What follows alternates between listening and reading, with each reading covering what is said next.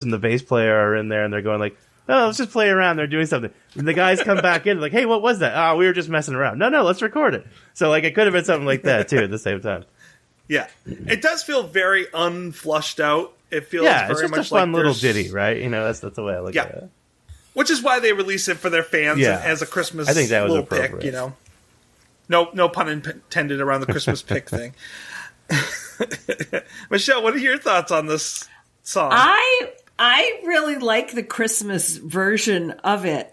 It's very Jim. Oh, yeah. Like, Jim's songs have a very specific sound, and this definitely has it. Like, I love the jazzy feel of it. I love how concise the lyrics are. Yeah. Or is that the Spider in My Room? Yes. And then it ends with a mad cow.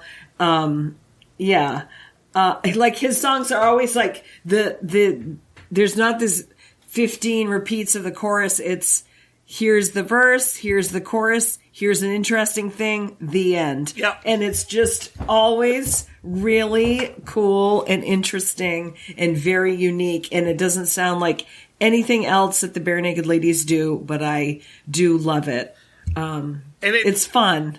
We don't have any declaration anywhere on the web, anywhere, of who wrote this. I looked everywhere to try to find out who wrote this. But given the words that are in this song, I think Andy wrote this one. Yeah, I can see that. Of course. Jim's going to buy me some new pants for Christmas, and in return, I'm going to buy him some new socks, and he's going to be real happy. Which I laugh so hard at. And it has that feel that goes with Andy. Like, Andy writes these It's a very lyrics. stream of consciousness kind of, you know what I mean? It kind of matched with, I love the bongos, right? Because that's all like the beatniks or whatever. It felt very much like, it's like, it's like a poor man's Kerouac. You know what I mean? It's just, I like it. It's a poetry night. Yeah. Yeah, I don't know how, I mean, the funny thing is, I think the thing that I like most about this is that I can't tell, like, obviously the tongue is firmly in the cheek in this. Oh, but I can't. But it's also kind of an ordinary day of them trying to Christmas shop. I can't tell how firmly in the cheek the tongue is. I feel like it's very Canadian, right? You know, it's got that. It's got that Canadian kind of like. It's almost more of a day in the life than tongue in cheek. I feel like Canadians have this like, they're famous for like being passive aggressive. I feel like Canadians have this sort of casual nihilism about them. You know what I mean? And it's just like, it's what makes them so funny. Some of the best comedians I know are Canadian. And I think the kids in the hall. I think that it's just like, it's just something in the culture. I don't know. I think they feel like America's little brother sometimes. It's like, oh, you guys fought the British. And we were like, nah. You know? I don't know if that's what it is or what, but like, I think they feel like, you know, America's so loud and big and like boisterous, and we're so attention seeking. And now they're washing their hands of us. They're like, I feel like we're all set with you guys. Now that I think about it, because I have that Canadian, influence in my family, so I kind of straddle the line. But as a middle child, I feel maybe a little bit more connected to America because I'm just like always striving for attention, or maybe it's the other way around. Maybe the Canadians are the ones who are starved for attention because America's always the biggest and the loudest. So maybe that's my older brother there. I don't know. but like hashtag love you, Chris. We know you listen. Chris, come on the show.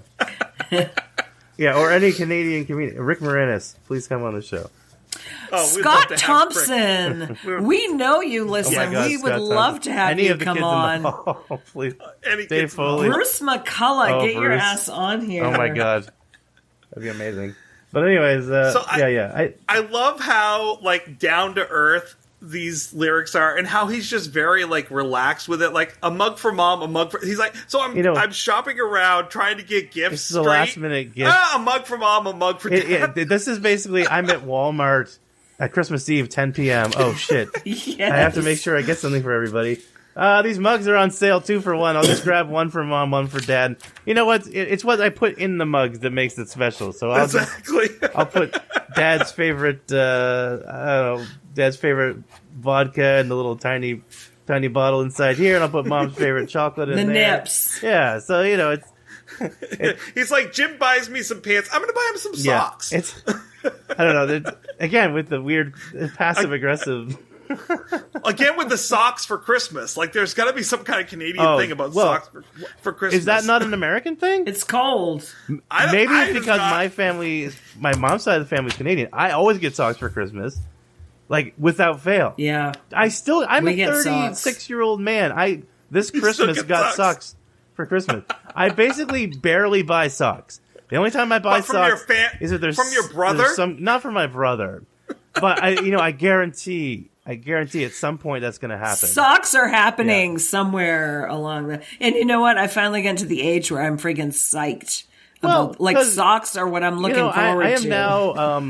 I think that I've reached a point in my life where I've become pragmatic enough that now I get the socks and I'm thinking, oh great, now I don't have to spend money on socks. So it's a gift of financial freedom.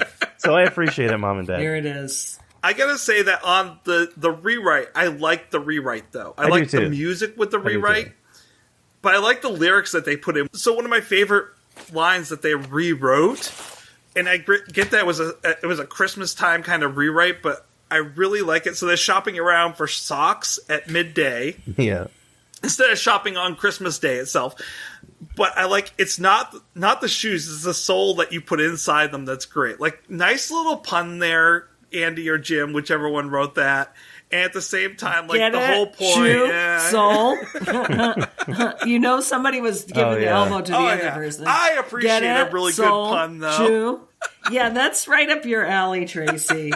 That is definitely... But it's also really deep in that it's not about the gift, it's the soul that you have, and it's you got to go deeper than just the appearance. And I like that kind of secondhand kind of statement that he's making there. I do love the pun too, though. Indeed. And I also like how they changed it up and they made it a little bit more, like they did a lot more with it. Like, gotta run back to the store because I gotta find the shoes that won't hurt me. Like he's definitely having some fun with rewriting this song. Oh, yeah. He's like, how much more can I put in here? I thought it was funny that they chose to rewrite it. Yeah. Well, I think what happened was probably the brothers Creeggan. They're interesting and unique and. I don't want to say eccentric, but... Well, I feel like maybe they thought, like, hey, remember that little ditty, that Christmas song we did? There was really something there, and I feel like I wish that had been released in a more widespread manner. Well, hey, why don't we ask the guys if they mind us kind of rewriting it and making it our own? And, B&L being the pretty chill dudes they are, I imagine they said, yeah, that's fine. They went ahead and did it. And it was a new song and a new take on it, and I like both the versions, honestly. They're very different from each other. They're almost separate songs in many ways, with different titles to the song, so they're almost not the same. And yet, they are. How poetic. It's the NyQuil talking. So the only thing... I was robo-tripping so hard last night. Oh my god. So much Robitussin. I love the bongos in the song. Brings me back to Andy and what I miss about Andy being in the band. Yeah. Yeah, he is kind of the master bongo guy. The only thing, Andy, we love you. Come we know on the show and give us a bongo tutorial. The only thing I didn't like about this song, well, the major thing I did not like about this song, I should say, let me cut that. The only thing I didn't like about this song, and they fixed it on the second version, was the scatting.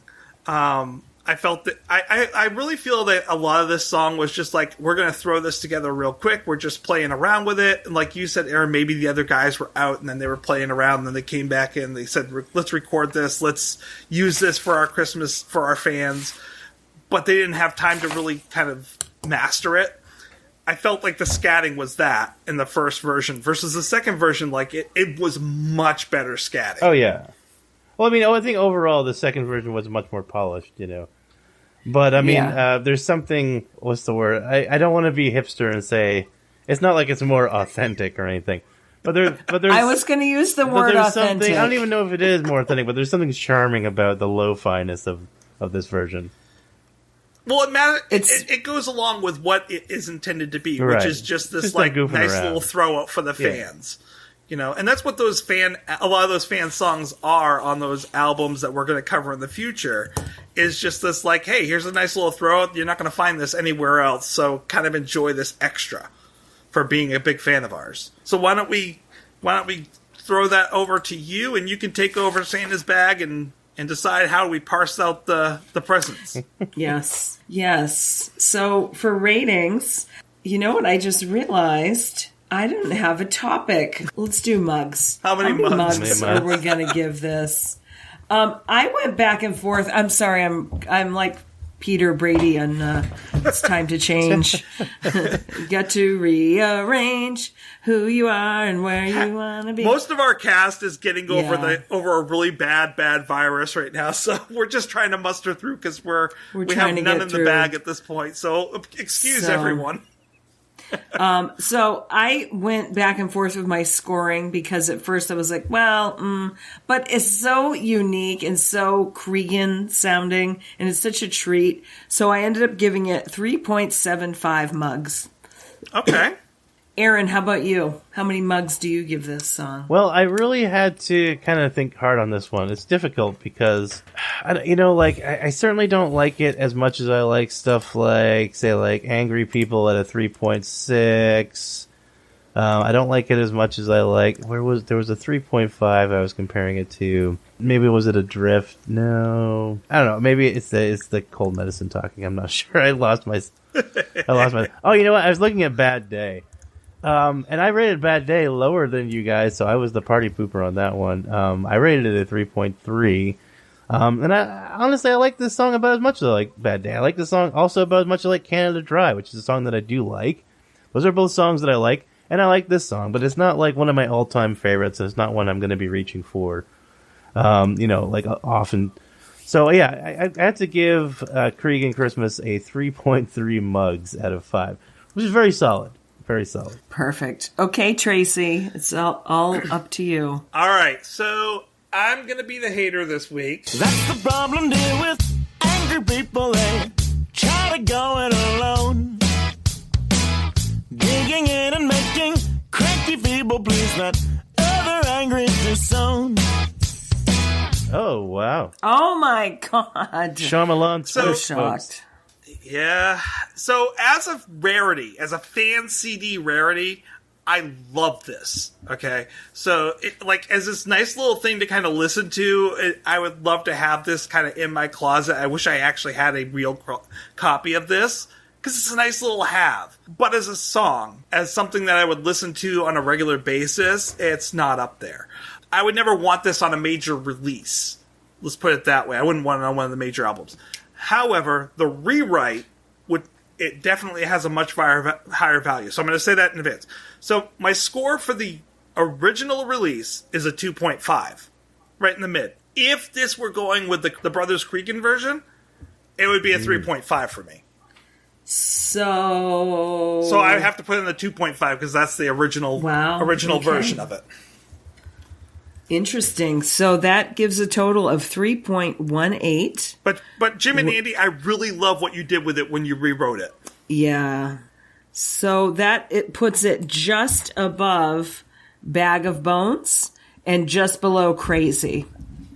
That seems about right to me, though. As a nice extra, that's about the right spot. Honestly, I like it because it's clever and interesting and unusual. I don't know that I would go back to search it out or listen to it, but if it's on, it's like a nice treat. Yeah. You know what I mean? Yep.